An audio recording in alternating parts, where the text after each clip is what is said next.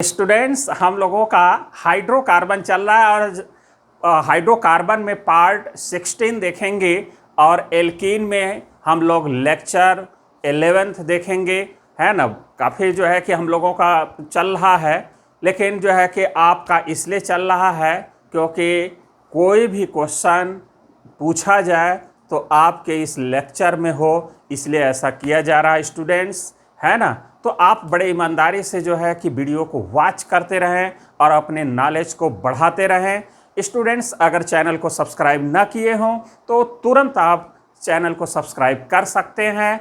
तो स्टार्ट करते हैं। आज हम लोग प्रॉपर्टीज़ में, एल्कीन के प्रॉपर्टीज़ में सेकेंड ए पॉइंट में ढेर सारे आपके हो गए। ए पॉइंट में 1 to 20 आपने देखा प्रॉपर्टीज़। अब हम लोग बी पॉइंट लेंगे, ऑक्सीडेशन ऑफ एल्कीन।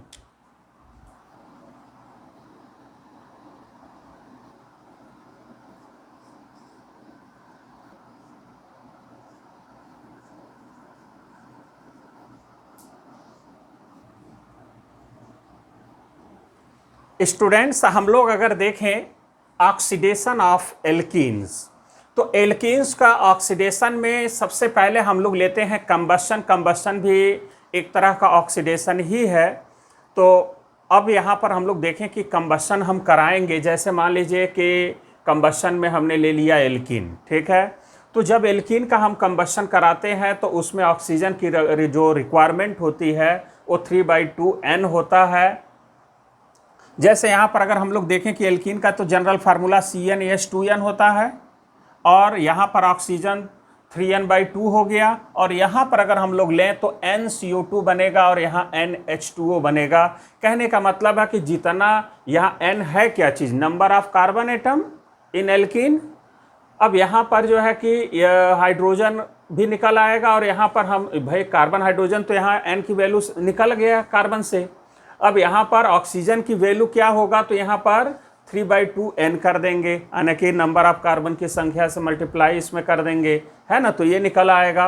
अब यहाँ पर कंबशन ऑफ बेंजीन अगर हम लोग देखें तो CXHY हम मान लेते हैं कि ये बेंजीन का फार्मूला है। जैसे यहाँ पर C6H6 है ना।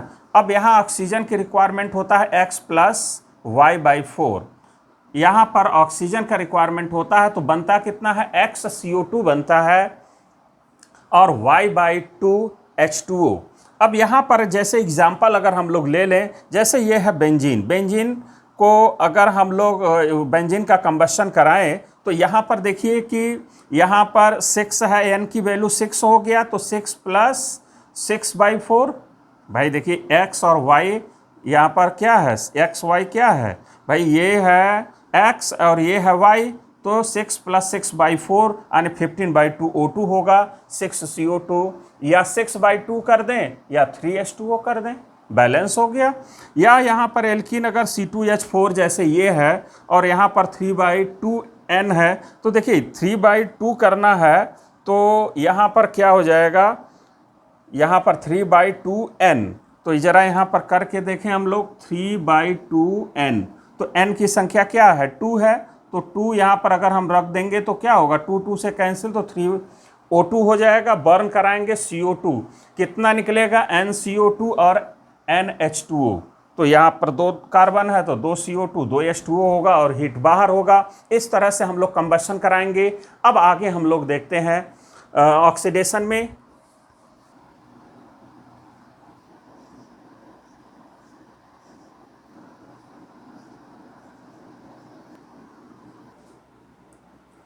स्टूडेंट्स, हम लोग अगर देखें ऑक्सीडेशन में second point, oxidation by cold dilute KMnO4 solution. इसको हम लोग बोलते हैं कोल्ड डाइल्यूट KMnO4 सोल्यूशन, या इसी को बोलते हैं बेयर्स रिएजेंट। इसको क्या बोलेंगे, बेयर्स रिएजेंट, या उसको मेथड को हम लोग बोल सकते हैं हाइड्रोक्सिलेशन या ग्लाइकॉल फॉर्मेशन, या हम लोग बेयर्स रिएजेंट को 1% एल्कालाइन KMnO4 सोल्यूशन को भी बेयर्स रिएजेंट कहते हैं। मतलब बहुत कम कंसंट्रेशन KMnO4 का होता है तो उसको बेयर्स रिएजेंट कहते हैं। देखिए उसका फंक्शन क्या है कि एल्कीन है CnH2n, जैसा इसका फार्मूला है, ये एल्कीन आपका है, उस वाटर आपने मिला लिया है और यहाँ पर अगर देखें तो KMnO4 को अगर हम लोग देखें तो वो क्या करता है, नेसेंट ऑक्सीजन देता है, या हम यूँ कहें कि KMnO4 से हमको ऑक्सीजन मिलेगा। तो यहाँ पर जब ये दोनों आपस में ये रिएक्ट करते हैं तो देखिए आपका क्या बन जाता है, ग्लाइकॉल या विसनल डाइऑल बन जाता है। ये आप लोग देख रहे हैं, लेकिन कैसे बनता है ये उसका मैकेनिज्म अगर हम लोग देखें तो बात क्लियर होगा। जैसे यहाँ पर है ये एल्कीन हो गया, और यहाँ पर एल्कीन जब लेंगे और उसके साथ जब KMnO4 को ट्रीट करेंगे इसके साथ, तो KMnO4 को देखिए हम लोग ऐसे लिख सकते हैं K+MnO4-। क्लियर। तो होता क्या है कि यहाँ पर ये डबल बॉन्ड टूट जाता है और Mn के जो 2 ऑक्सीजन होते हैं ऐसे साइक्लिक रिंग का फॉर्मेशन कर लेते हैं। नहीं समझे भाई, MnO4 का अगर हम लोग स्ट्रक्चर देखें तो एक्चुअल में क्या होता है कि कुछ इस तरह से होता है। ये डबल बॉन्ड O होता है, यहाँ डबल बॉन्ड O होता है, और यहाँ पर डबल बॉन्ड O, और यहाँ पर OK होता है। ठीक है, ये KMnO4 है। तो यहाँ पर जो एल्कीन आता है, ठीक है, CH2 डबल बॉन्ड CH2 है। तो अब यहाँ पर यही जो इनके बॉन्ड होते हैं ये टूट करके यहाँ से बॉन्ड का फॉर्मेशन करने लगते हैं। ठीक है, और जब यहाँ बॉन्ड का फॉर्मेशन करेंगे तो देखिए यहाँ पर कुछ इस तरह से एक साइक्लिक रिंग का फॉर्मेशन होगा, और फिर क्या होगा, ये साइक्लिक, इसको बोलते हैं कि साइक्लिक ट्रांजिशन स्टेट।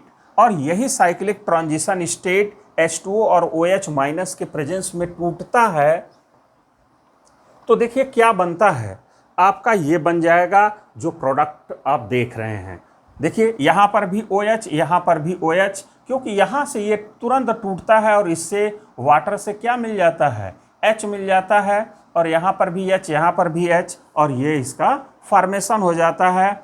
हम लोग यहाँ पर अच्छे से ध्यान से देखें तो ये बिल्कुल क्लियर है। और यहाँ पर अगर हम लोग देखें कि ये जो बाई प्रोडक्ट के रूप में होता है ये, वो इस रूप में क्या होता है, बाहर हो जाता है। इन दोनों की हेल्प से ये बना और ये बन गया। अब इसके बारे में ज़रा हम लोग समझें कि बेयर्स रिएजेंट जो होता है वो हमने बताया कि अल्कलाइन डाइल्यूट KMnO4 सॉल्यूशन है।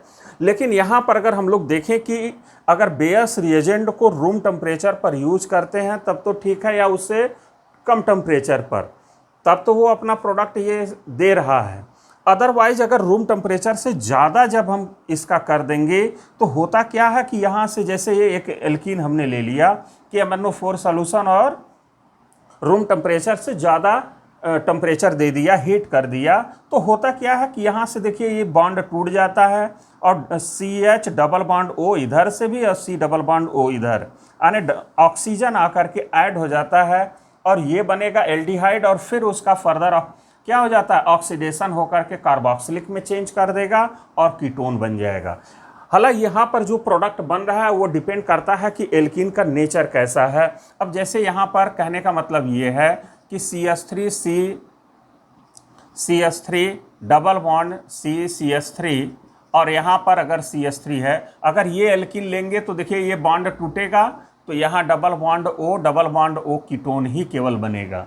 लेकिन अगर हम यहाँ पर अगर ऐसे ले लिए, यहाँ पर H कर दिए, तो अब आपका क्या होगा, अब यहाँ से तोड़ेंगे C डबल बॉन्ड O आने की, ये तो एसीटोन हो गया और ये एस्टल्डिहाइड हो गया, और यही एस्टल्डिहाइड फिर कन्वर्ट हो जाएगा क्या, कार्बोक्सिलिक एसिड में। मतलब C और H के बीच में ये ऑक्सीजन इंसर्ट करके कार्बोक्सिलिक में चेंज हो जाएगा। लेकिन अगर हम कोई इस तरह का एल्कीन ले लिए, CH3 CH double bond CH2 अगर ले लिए, इस टाइप का ले लिए, तो अब ये जो है कि ये तो एसिड में चेंज हो जाएगा, पहले एल्डिहाइड में और फिर COOH में, लेकिन ये फार्मिक एसिड में होगा और फार्मिक एसिड फिर कन्वर्ट हो जाएगा CO2 प्लस H2O में। कब, जब रूम टेम्परेचर से ज़्यादा टेम्परेचर एल्कीन का कर देंगे तब। इस बात को याद रखेंगे। तो स्टूडेंट ये बात क्लियर हो गया होगा कि बेयर्स रिएजेंट से ट्रीट कराएंगे तो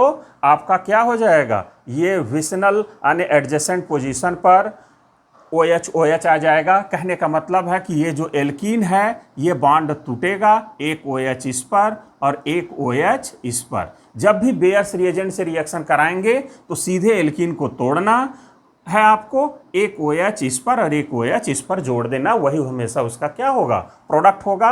अब आगे हम लोग देखते हैं और एग्जाम्पल लेकर।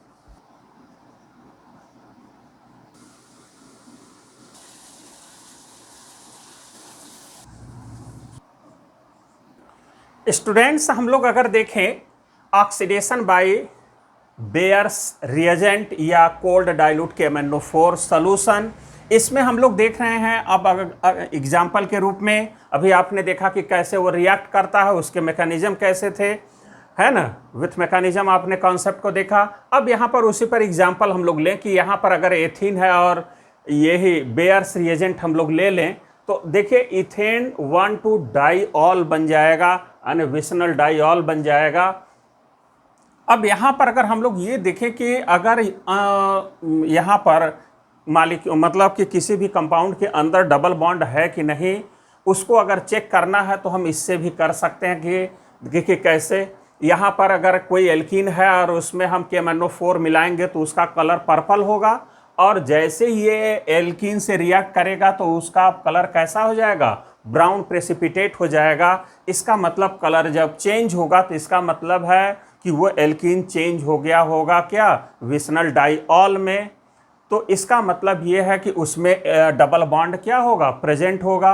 तो ऐसे चेक कर सकते हैं डबल बॉन्ड को। अब जैसे यहाँ प्रोपीन ले लें, KMnO4 से कराएं, यानी बेयर्स रिएजेंट से कराएं, तो यहाँ एडजेसेंट पोजीशन पर जहाँ जिस पर डबल बॉन्ड है, ये डबल बॉन्ड टूटेगा, एक OH इस पर एक OH इस पर। जैसा हमने कहा था कि बेयर्स रिएजेंट से जब भी कराना हो डबल बॉन्ड को तोड़िए एडजेसेंट दोनों का पोजीशन पर, या हम यूँ कहें कि कार्बन कार्बन डबल बॉन्ड वाले कार्बन पर दोनों को पर OH OH जोड़ दीजिए, यानी डबल बॉन्ड को तोड़िए, दोनों पर OH OH जोड़ दीजिए, सीधे प्रोडक्ट मिल जाएगा।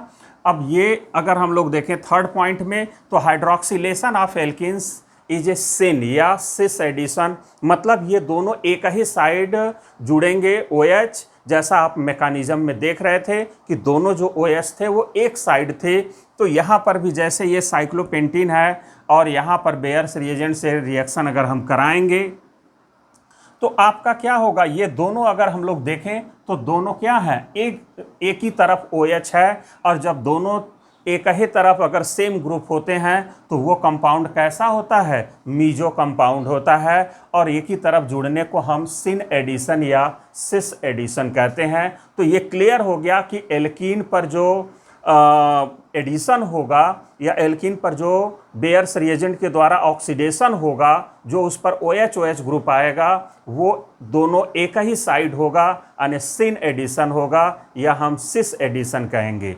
दोनों OH OH एक साइड होंगे। ऐसे यहाँ पर अगर हम लोग ले लें सिस 2 ब्यूटीन और यहीं पर बेयर्स रिएजेंट से रिएक्शन करा दें, तो यहाँ पर भी दोनों क्या होंगे, एक ही साइड OH OH आएंगे, यानी ये भी मीजो कंपाउंड होगा। एक हम लोग IIT एडवांस का क्वेश्चन लेते हैं जो बेयर्स रिएजेंट पर ही अभी हाल ही में क्वेश्चन पूछा गया था।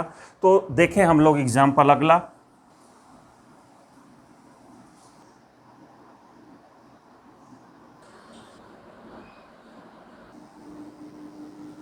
स्टूडेंट्स हम लोग अगर देखें यहाँ पर क्वेश्चन है ये IIT एडवांस का, तो यहाँ पर ये पूछा गया है कि number of hydroxyl groups in Q is.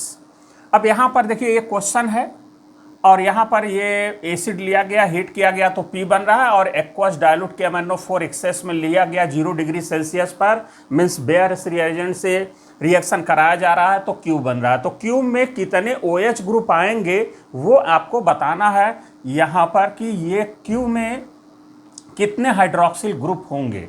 ठीक है, तो जरा देखें यहाँ पर इसके मैकेनिज्म को। तो यहाँ पर देखिए कि ये जो OH है, OH के पास है लोन पेयर, जब हम इसमें ये एसिड मिलाएंगे H+, ये इलेक्ट्रॉन डेफिशिएंट है, इसके लोन पेयर को ये क्या करेगा, अपनी तरफ खींचेगा, या इन दोनों के बीच में अट्रैक्शन फोर्स होगा और नज़दीक आएंगे तो ये बन जाएगा HOH, और इस पर आ जाएगा पॉजिटिव चार्ज, हाईली इलेक्ट्रोनेगेटिव हो जाएगा ऑक्सीजन। तो ये क्या करेगा, तेज़ी से अपनी तरफ इलेक्ट्रॉन खींचेगा, चूँकि हीट भी कर रहे हैं तो यहाँ से H2O बाहर हो जाएगा, तो यहाँ पर आ जाएगा क्या, प्लस। अब यहाँ पर देखिए प्लस हो गया तो अल्फा हाइड्रोजन का, अब यहाँ पर देखिए कि ये जो इंटरमीडिएट बना है, कार्बोकेटायन बना है, अब वहाँ पर अल्फा हाइड्रोजन कितना है, क्योंकि स्टेबिलिटी तो चेक करना पड़ेगा। तो अल्फा एच अगर देखा जाए तो 2 यहाँ पर है और यहाँ पर तो एक भी नहीं है, तो 2 अल्फा एच यहाँ पर मिल रहा है। तो यहाँ है 2 अल्फा एच। क्लियर। अब यहाँ पर अगर हम लोग देखें कि रीअरेंजमेंट जब हो जा रहा है और मिथाइल शिफ्ट के द्वारा, देखिए यहाँ पर क्या करता है कि कार्बन अपना इलेक्ट्रॉन इस CH3 को दे देता है। मतलब ये मॉलिक्यूल अपने आप को क्या करता है, रीअरेंज करता है स्टेबिलिटी को बढ़ाने के लिए। तो यहाँ से कार्बन अपना इलेक्ट्रॉन इसको देता है, तो ये CH3 माइनस हो जाता है और ये CH3 माइनस अपना प्लस को, इस प्लस को अपना इलेक्ट्रॉन दे देता है। तो अब ये आकर के इससे बॉन्ड बना लेता है। अब यहाँ का देखिए जो हाइड्रोजन है उसको हम यहाँ लिखें या ना लिखें कोई फर्क नहीं पड़ता, ठीक है, क्योंकि उससे हमको खास मतलब नहीं यहाँ पर नहीं है। यहाँ पर हम लोग देखें कि अब यहाँ पर ये जो पॉजिटिव चार्ज आ गया, मिथाइल शिफ्ट हो गया, तो अब यहाँ पर ये जो पॉजिटिव चार्ज था अब यहाँ शिफ्ट कर जाएगा। अब जरा अल्फा एच की वैल्यू अगर कैलकुलेट करें तो देखिए 1 यहाँ पर, 3 यहाँ पर, 1 यहाँ पर, तो टोटल कितने हो जाएंगे, 3 2 5। तो ये टोटल हो गए 5 अल्फा एच, और 5 अल्फा एच का मतलब हो गया कि इस वाले से तो ज़्यादा स्टेबल ये है, इसलिए जो है मिथाइल शिफ्ट कर गया। अब फिर क्या होता है कि वो चूंकि हीट तो किया गया कंटेनर को, तो अब यहाँ पर इसी टेम्परेचर पर क्या होगा, ये हाइड्रोजन अपना इलेक्ट्रॉन इस पॉजिटिव चार्ज को दे देगा। मतलब जो बॉन्ड ऐसे है वो शिफ्ट करके ऐसे डबल बॉन्ड का फॉर्मेशन कर लेगा और ये बन जाएगा आपका क्या, यही है आपका P। अब ये हो गया आपका P बन के तैयार, ठीक है, ये हो गया P। अब यहाँ पर ये तो P बन गया, ये P का मैकेनिज्म था। अब यहाँ पर हम लोग देखते हैं कि Q, अब P से Q कैसे बनेगा। अब यहाँ पर देखिए ये है P बन गया। अब उसमें जब बेयर्स रिएजेंट मिलाएंगे तो बेयर्स रिएजेंट जब मिलाते हैं तो क्या होता है, हमने आपको बताया था कि जहाँ पर डबल बॉन्ड होंगे उस डबल बॉन्ड को क्या करते हैं, तोड़ करके और एक ही डायरेक्शन में दोनों कार्बन पर OH OH जोड़ देते हैं। अब चूंकि अब यहाँ 2 डबल बॉन्ड है, एक तो पहले से एक अभी को बना है, तो अब यहाँ पर क्या करेंगे कि चूंकि एक्सेस में लिया गया है इसलिए इसको भी तोड़ेंगे और इसको भी तोड़ेंगे और यहाँ भी OH यहाँ भी OH लगा देंगे। तो ये आपका बन जाएगा प्रोडक्ट। अब यहाँ बन गया Q। अब यहाँ पर अगर हम लोग देखें तो Q में कितने OH हो गए, तो 1 2 3 4। तो अब यहाँ पर हाइड्रोक्सिल ग्रुप कितने हो गए, 4। तो यही हम लोगों का क्या हो जाएगा, आंसर हो जाएगा। अब स्टूडेंट्स ये हम उम्मीद करते हैं कि आपको समझ में आ गया होगा। अब आगे हम लोग देखते हैं।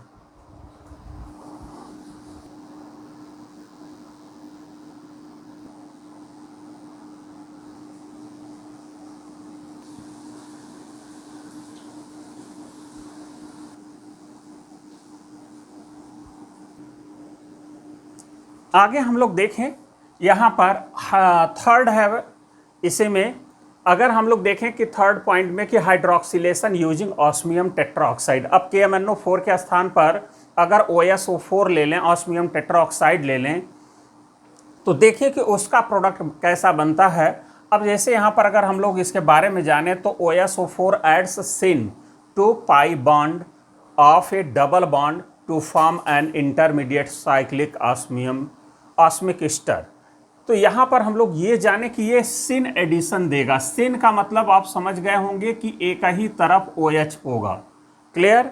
अब पाई बॉन्ड टूटेगा और एक ही साइड OH OH ग्रुप जुड़ जाएगा। यहाँ पर अगर कंपैरिजन करें तो OSO4 बेटर होता है MnO4 माइनस, किसके लिए, हाइड्रोक्सिलेशन के लिए। क्लियर। अब यहाँ पर देखें कि एग्जाम्पल के रूप में हम लोग ले लें कि ये अल्कीन है, OSO4 आपने यूज किया तो ये आपका बन जाता है ऑस्मिक एस्टर। यहाँ पर होता क्या है कि एक्चुअल में OSO4 का स्ट्रक्चर आप अगर देखना चाहें तो आपका तो स्ट्रक्चर कुछ इस तरह से होता है। यहाँ पर चारों तरफ क्या होता है, इसके तरफ डबल बॉन्ड होता है और ये पाई बॉन्ड टूट करके इससे क्या बना लेता है, साइक्लिक रिंग बना लेता है। ठीक है। अब ये साइक्लिक रिंग बनने की वजह से इसको हम बोलते हैं ऑस्मिक एस्टर। अब यहाँ पर अगर हम लोग देखें इसको साइक्लिक एस्टर को कहने का मतलब ऑस्मिक एस्टर को अगर हम Na2SO3 वाटर और NaHSO3 के साथ अगर ट्रीट कर दें तो आपका ये प्रोडक्ट बन जाता है विसनल डाइऑल मतलब कि एक ही साइड यानी कि सिन एडिशन के थ्रू ये एल्कोहल का फॉर्मेशन हो जाता है, एडजेसेंट पोजीशन पर OH OH आ जाता है। कहने का मतलब है कि ये प्रोडक्ट कैसे बनाएंगे, जैसे इसके पहले बना रहे थे। बनाने का तरीका ये है कि आप इसको तोड़ दीजिए और एक OH यहाँ और एक OH यहाँ जोड़ दीजिए, वही आपका क्या होगा, प्रोडक्ट होगा। ये बनाने का तरीका होगा, फिर ऑस्मियम बाहर होगा। अब यहाँ पर क्या होगा कि जैसे यहाँ पर है दूसरा मॉलिक्यूल, फिर इससे भी लग जाएगा और वो क्या होगा, ये यहाँ से टूट गया, यहाँ से टूट गया, ऑस्मियम क्या हो गया, अलग हो गया।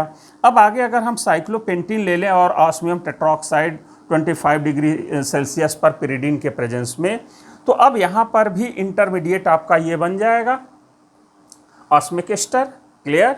अब यहाँ पर जो ऑस्मिक एस्टर है, जो इंटरमीडिएट है, फिर इसको हम इससे ट्रीट कर दें तो सिन एडिशन होगा, यानी कि एडजेसेंट पोजीशन पर तो OH OH आएगा, लेकिन एक साइड होगा जिसको आप सिस फॉर्म कह रहे हैं। और ये कैसा होता है, ये मीजो कंपाउंड होगा जो ऑप्टिकली इनएक्टिव होता है। क्लियर। तो आगे हम इसी में एक दो एग्जांपल और लेते हैं, फिर आगे देखते हैं हम लोग।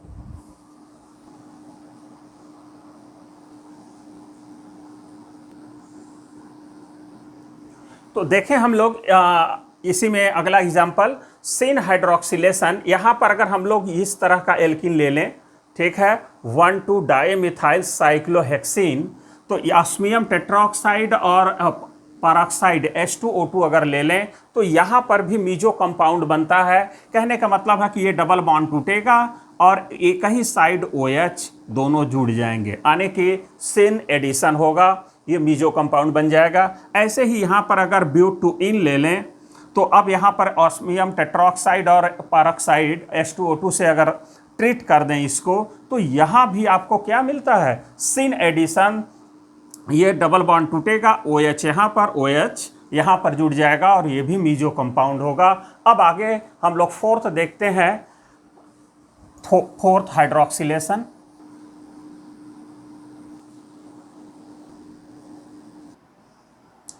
स्टूडेंट्स हम लोग अगर देखें फोर्थ में hydroxylation with peroxy acids followed by hydrolysis. तो यहाँ पर अगर हम लोग देखें कि हाइड्रोलाइसिस के बाद प्रोडक्ट क्या बनता है, तो हम लोग ये कहेंगे कि सिस डाइऑल बनेगा। जैसे इसके पहले हम लोग बना रहे थे कि डबल बॉन्ड को तोड़ते थे और एडजेसेंट पोजीशन पर आने के कार्बन कार्बन डबल बॉन्ड वाले कार्बन पर OH OH ग्रुप जोड़ देते थे और वही प्रोडक्ट होता था। अब यहाँ पर एल्कीन अगर हम लोग ले लें और पेरोक्सी एसिड्स, जैसे पेरोक्सी एसिड्स का एक एग्जाम्पल हम लोग देख सकते हैं, ये है पेरोक्सी एसिटिक एसिड, इसका एग्जाम्पल। तो पेरोक्सी एसिड जब हम मिलाएंगे इसमें तो सबसे पहले क्या बनेगा, इपॉक्साइड बनेगा, और फिर जब हम उसमें H2O मिला देंगे तब क्या बन जाएगा, सिस डाइऑल। मतलब कि ये बॉन्ड टूटेगा, OH इस पर, यानी कि एक OH इस पर, एक OH इस पर आ जाएगा और ये बन जाएगा। अब आगे हम लोग अगर देखें मैकेनिज्म, तो ये तो आपका एल्कीन है, ये आपका एल्कीन है और ये आपका क्या है, पेरोक्सी एसिड है।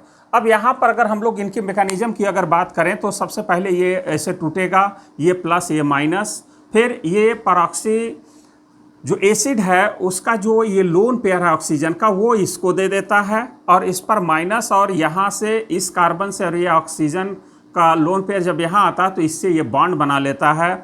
और फिर क्या होता है, ये बॉन्ड यहाँ भी टूटता है और ये O- इस एसिडिक हाइड्रोजन को देता है, तो हाइड्रोजन इसको दे देता है। तो हम यहाँ पर कह सकते हैं कि ये कॉन्टिन्यूअस एक दूसरे से जुड़ जाएंगे और ये H आ करके इससे लग जाएगा, मतलब ये कन्वर्ट हो गया इसमें।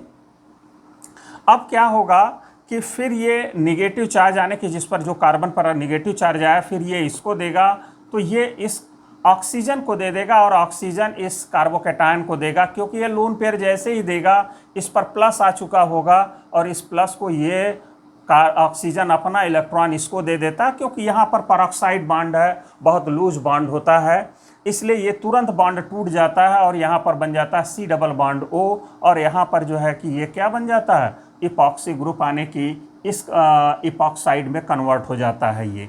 अब इस इपॉक्साइड में अगर हम लोग वाटर अगर मिलाते हैं, ठीक है, वाटर और OH माइनस जैसा हम लोग देख रहे हैं, तो OH माइनस और ये अगर मिला देते हैं तो ये टूट जाता है इसमें प्रोडक्ट में। मतलब यहाँ पर दोनों जो OH आता है वो एक ही साइड आता है, इस बात को ध्यान देंगे, और बाकी बेंजोइक एसिड आने की जो ये बाई प्रोडक्ट के रूप में बाहर हो जाता है। तो इस तरह से हम लोग क्या करेंगे, पर ऑक्सी एसिड मिलाएंगे। तो ये क्लियर हो गया किस तरह से हम प्रोडक्ट बनाएंगे, मतलब इस मैकेनिज्म को फॉलो करते हुए ये प्रोडक्ट बनाएंगे। अगर इसमें हम लोग डायरेक्ट अगर देखें तो हो क्या रहा है कि कार्बन कार्बन डबल बॉन्ड टूट रहा है और एक इस पर OH और एक इस पर OH आकर के जुड़ रहा है। आप ऐसे डायरेक्ट प्रोडक्ट बनाएंगे, बाकी तो मैकेनिज्म ये है ही। ठीक है, तो आगे हम लोग कुछ एग्जाम्पल्स इस पर करें, हम लोग देखें।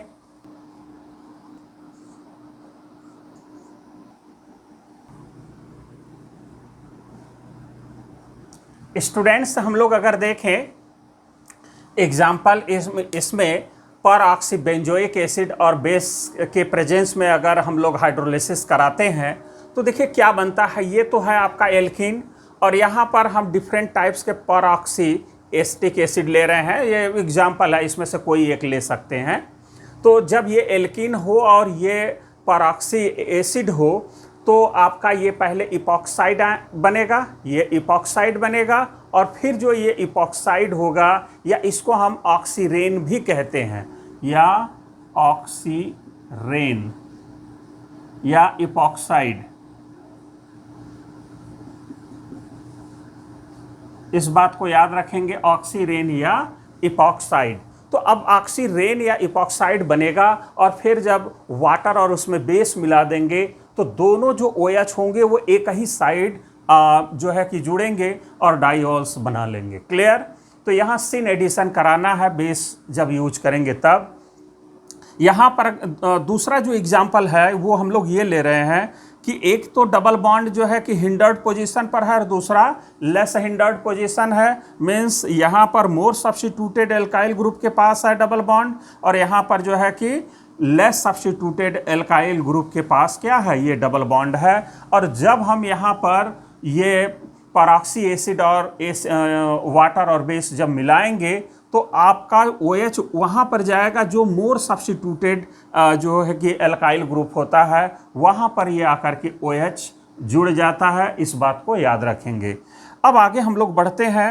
एक इम्पॉर्टेंट पॉइंट हम लोग यहाँ ये समझेंगे कि जो एसिड केटालाइज्ड हाइड्रोलाइसिस होगा इपॉक्साइड्स का, जैसे यहाँ पर इससे रिएक्ट कराएंगे तो इपॉक्साइड बनेगा या ऑक्सीरेन बनेगा।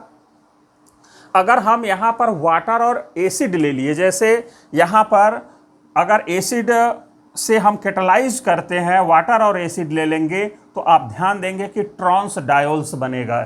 क्लियर?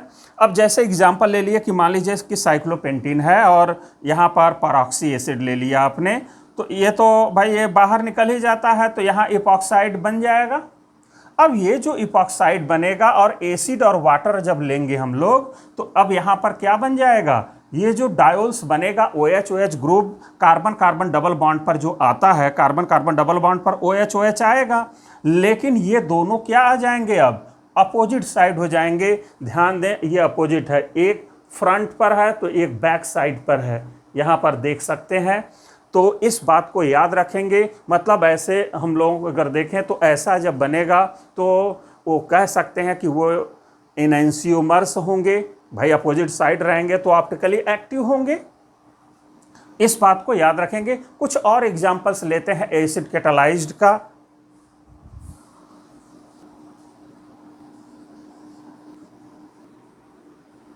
स्टूडेंट्स हम लोग अगर देखें यहाँ पर नोट सेकेंड एग्जाम्पल नोट में, तो अगर यहाँ पर देखें तो epoxidation followed by acid catalysed hydrolysis is an anti. जब एसिड से कैटालाइज करते हैं इपॉक्साइड को तब वहाँ पर जो है कि एंटी एडिशन मिलता है हमको, OH अपोजिट डायरेक्शन में मिलते हैं। ठीक है, और यहाँ पर जबकि ऑस्मियम टेट्राऑक्साइड और MnO4 माइनस से अगर हम ऑक्सीडेशन कराते हैं तो उस समय सिन एडिशन मिलता है। मतलब दोनों OH डबल बॉन्ड टूट करके एक ही डायरेक्शन में OH आते हैं, ये बात हम लोग जानते हैं। अब यहाँ पर जैसे एग्जाम्पल हम लोग दो ले लेते हैं। ये सिस एल्कीन है और यहाँ पर लिखा है ट्रांस एल्कीन। ये सिस एल्कीन है, ये ट्रांस एल्कीन है। अगर हम सिस एल्कीन का यहाँ पर RCO3H परऑक्सी एसिड्स, तो परऑक्सी एसिड और वाटर के साथ एसिड कैटालाइज करें हाइड्रोलिसिस, यानी एसिड के प्रेजेंस में अगर हाइड्रोलिसिस अगर हम कराते हैं तब तो हमको मिलता है डी और एल फॉर्म। मतलब जो यहाँ पर एल्कीन होता है ये डबल बॉन्ड टूटता है, एक OH अगर अपवर्ड है तो दूसरा डाउनवर्ड, मतलब एक लेफ्ट तो दूसरा राइट। यहाँ पर हम लोग देख सकते हैं ये दोनों OH अपोजिट डायरेक्शन में ऐड होंगे, और जब अपोजिट डायरेक्शन में होंगे, अगर जैसे ये एग्जांपल अगर लिए ब्यूटेन और इनसे ट्रीट किए तो यहाँ पर ये बनता है। अगर यहाँ पर देखें तो इस मॉलिक्यूल में प्लेन ऑफ सिमेट्री नहीं है बल्कि इसके बाहर है, क्योंकि 2 इक्वल हाफ में डिवाइड तो हो रहा है लेकिन एक दूसरे का मिरर इमेज नहीं बन पा रहा है, इसलिए इसमें प्लेन ऑफ सिमेट्री नहीं है, इसलिए ये ऑप्टिकली एक्टिव होगा। ये अगर डी है तो ये भी एल है, भाई ये डी का उल्टा एल बन रहा है। अगर इन दोनों का मिक्सचर ले लें तब तो ये रेसमिक मिक्सचर हो जाएगा, तब ये क्या होगा, ऑप्टिकली इनएक्टिव होगा, क्योंकि जितना राइट हैंड साइड पोलरिमीटर में डिफ्लेक्शन होगा उतने ही लेफ्ट हैंड साइड पोलरिमीटर में डिफ्लेक्शन दिखाई देगा। मतलब नेट हमको 0 डिफ्लेक्शन मिलेगा, इसलिए ये क्या होंगे, जो है कि ऑप्टिकली इनएक्टिव होंगे। तो यहाँ पर हम लोग याद रखेंगे कि एसिड कैटालाइज्ड होगा, यानी कि एसिड के प्रेजेंस में हाइड्रोलिसिस कराएंगे तो एंटी हाइड्रोक्सिलेशन होगा, इस बात को याद रखेंगे। अब यहाँ पर अगर हम ट्रांस एल्कीन ले लें और वही हम कराएं तो यहाँ पर हमको जो रिजल्ट मिलेगा वो दोनों OH मिलेगा, क्योंकि यहाँ पर ये दोनों कैसे हैं, अपोजिट डायरेक्शन में है, तो हमको OH क्या मिलता है, सेम डायरेक्शन में, आने की ये मीजो कंपाउंड मिलता है। इसमें प्लेन ऑफ सिमेट्री इस मॉलिक्यूल के अंदर है और यहाँ पर है, तो चूंकि with a plane of symmetry है तो जो with plane of symmetry molecule होता है वो ऑप्टिकली इनएक्टिव होते हैं, यानी कि ये दोनों क्या हैं, मीजो कंपाउंड बनाते हैं। तो स्टूडेंट्स हम लोग ये समझ गए कि जब एसिड कैटालाइज्ड होगा तो अपोजिट डायरेक्शन में OH, और जब OSO4 और MnO4 से अगर हम ऑक्सीडेशन कराएंगे तो सेम डायरेक्शन में OH carbon carbon double bond वाले कार्बन पर जोड़ेंगे। तो स्टूडेंट्स इस वीडियो के लिए इतना ही, फिर हम लोग मिलेंगे अगले वीडियो में। स्टूडेंट्स अगर ये जो है कि वीडियो अच्छा लगता है, लेक्चर अच्छा लगता है तो चैनल को ज़रूर सब्सक्राइब करिएगा, लाइक शेयर कमेंट्स करिएगा, ठीक है। Okay, thank you.